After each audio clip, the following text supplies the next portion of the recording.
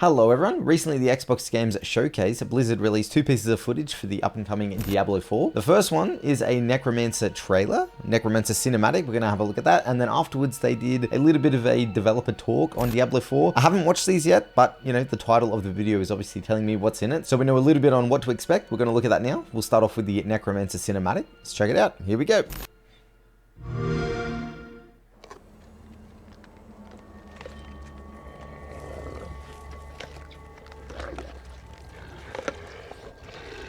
I speak now to those who heed a darker call.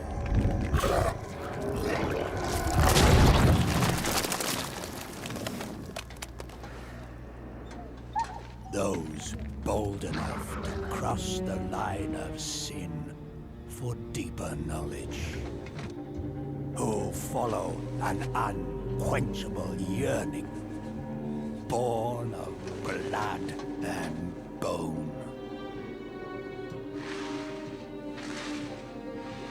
Unlock the forbidden secrets and foulest black rituals.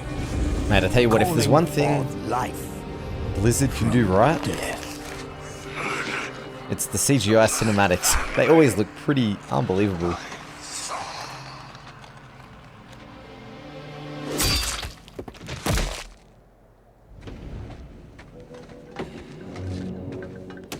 Oh shit. To truly embrace this power, you must take it into the world. You will be shunned, scorned, marked as a living sacrifice to this profane knowledge. So obviously for those of you that were actually watching this live, it was a little bit of a surprise that the Necromancer is then coming to Diablo 4, because I don't think it was confirmed before this point. But I am watching this after the fact, obviously. So we sort of know it is the Necromancer. And honestly, I guess within the first couple of seconds it was pretty evident. Confront the darkness alone. We are the speakers of the dead. And the dead have no mercy.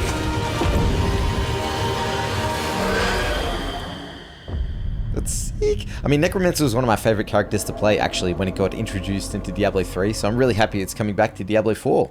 I actually remember playing Diablo 2 as well. Back in the day, I used to always just play as the Necromancer, and you used to be able to revive just like so many minions, and then get a bunch of items equipped that allow you to just revive more and more minions, and you have like 100 minions just running around, just fighting for you. You essentially didn't really even have to play the game.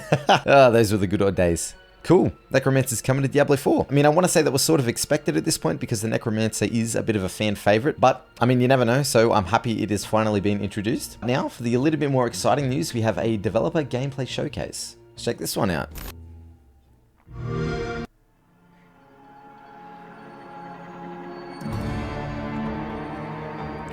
Captured on the Xbox Series X. Diablo 4 is the next generation of action RPG. That's interesting. Melding monster slaying and loot collecting with a fully realized open world.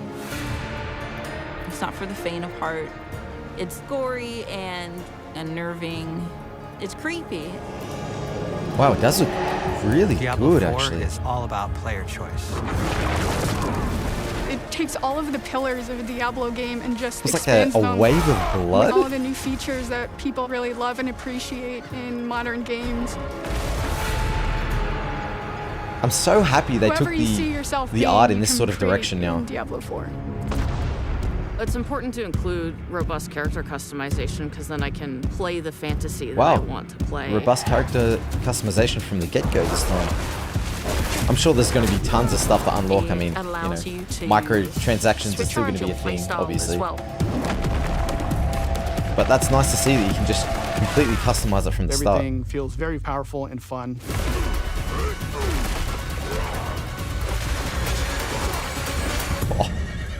One of the really cool things about having an open world is your journey that you take throughout Diablo 4 is your own. There's no linear path that you have to follow. We've got almost 150 dungeons in the game. There's all kinds of surprises as you're exploring. Strongholds are an enemy territory That that looked you a need little to bit strange. reclaim. textures and those rocks and things, but I think that's just because it was at a weird angle. As a hostile area, but after you've cleared it out, the evil in this place has been cleansed. It now becomes a friendly town. It looks pretty sick. Sometimes it's a new town, sometimes it's a new dungeon. There's a whole bunch of rewards that you get, and you have a real impact on the world as a result. No, you can't leave us here. They might come back any moment. Local events are really cool little story segments that happen within the open world. You'll just be running through the world, and then a local event will pop up, and you can choose to participate in it. I'm not too sure how I feel about just wail that. on these like giant world bosses. I feel like games these days that try to capitalize on these sort of single player but also multiplayer aspects that try and combine the two sort of fail to hit their targets a little bit. Screen, collaborating, trying to take this big monster down. It's epic. But we'll see how it goes. Hopefully it works out. It's so easy to create a community. Just because they can be very easily manipulated as well. Social experience. We've got fully enabled crossplay. If you have an Xbox and your buddy has a PC, you're going to be able to group up. That's or you awesome. Can play couch co-op. Two people on the couch can sit there and have a great experience. We've created specific zones where players can engage in PvP. If you go there, you can start swinging away at people. But you're also opening yourself up to being swung at. If you're like really, really good, the game actually marks you as like a champion on the map. No way. What, the other players get like bonus loot for taking out the champion? And everyone wants to chase you down. Okay. The last story mission is really the beginning of a whole different part of the journey. I'm so happy to now hear you're them say set up that. for the end game, and that end game is rich with things to do that allow you to get more and more powerful. Whether it's new items or new dungeons or new paragon boards, every single time you come back to play Diablo 4, there's going to be new stuff for you to experience. And it's something that we're going to support for years to come. That is actually really so good to see, that paragon to get their board. hands on Diablo 4. Just to see millions of people really enjoying the different options. Through the campaign, local events, couch co-op, endgame, PvP, it almost doesn't end. And we are so Sick. close.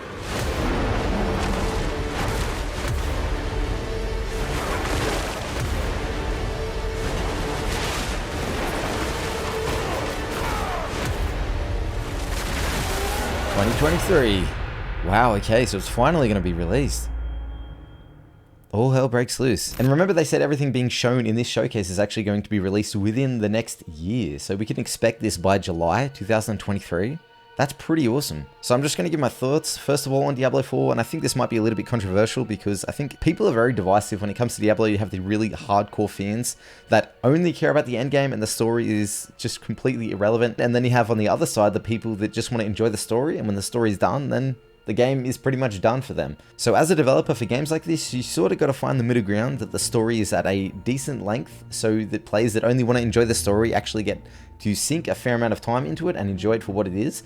And the people that only care about getting to the end game also have certain ways to just get to the end game as fast as they possibly can. Having said that, I think for Diablo 4 to really thrive, it needs to concentrate a lot on the endgame. I think these days a relevant comparison that immediately springs into my mind is Path of Exile. I'm not sure how many of you are actually aware of Path of Exile, but it is a fairly similar game to Diablo.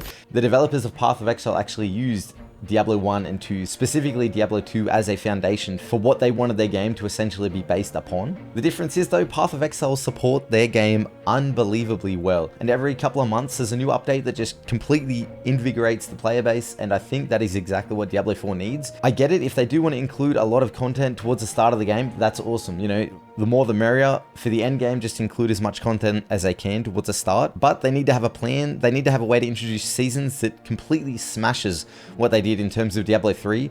The updates for Diablo 3 seasons were pretty laughable, just like a few extra treasure goblins or something along those lines. It wasn't really anything too special, but the season updates for Path of Exile pretty much changed the entire game. And Path of Exile's end game leveling system, the tree they have with all the different gems you can get, is pretty much unrivaled at this point. Having said that, the advantage, in my opinion, that Diablo has is that it's a much more well-known IP, so it will just from the get-go have a bit of a bigger player base, and they have the opportunity upon release to not only appeal to the hardcore fan base, but also appeal to the players that are new to the franchise. Because Diablo at this point is actually becoming a relatively aged franchise, so there's probably a lot of new people coming to see what the game is, and they really don't have any background knowledge or idea of what it is. And that's essentially what Diablo has that I think Path of Exile is lacking. If you're a new person jumping into Path of Exile, there is so much stuff to know that I think for a lot of players it's just too overwhelming, and before they really start exploring the complex systems within the game, they've already bounced off the game and it just becomes too much for them. Not everyone wants to sink their entire life into a game and that's it, and I think the Diablo 4 can hit that middle ground very nicely. That, along with the art style they've gone into a lot more dark, gloomy art style that more resembles that of what they had in Diablo 2, which is also what Path of Exile adopted when they first launched their game. So that's pretty much all for me. I'm sorry for the heavy comparisons to Path of Exile, but for me at this point, that is pretty much the industry standard in what these games need to meet if they want to have a really long-term sustainable player base. And based on what we've seen so far, I think Diablo 4 is actually headed in the right direction. So thank you guys very much for watching. I'm interested to hear your opinions in the comments below. If you are interested in any of the upcoming Xbox and PlayStation games coming out, I've got a link in the description below. You can check that out there. Apart from that, guys, have a good day. Catch you in the next one.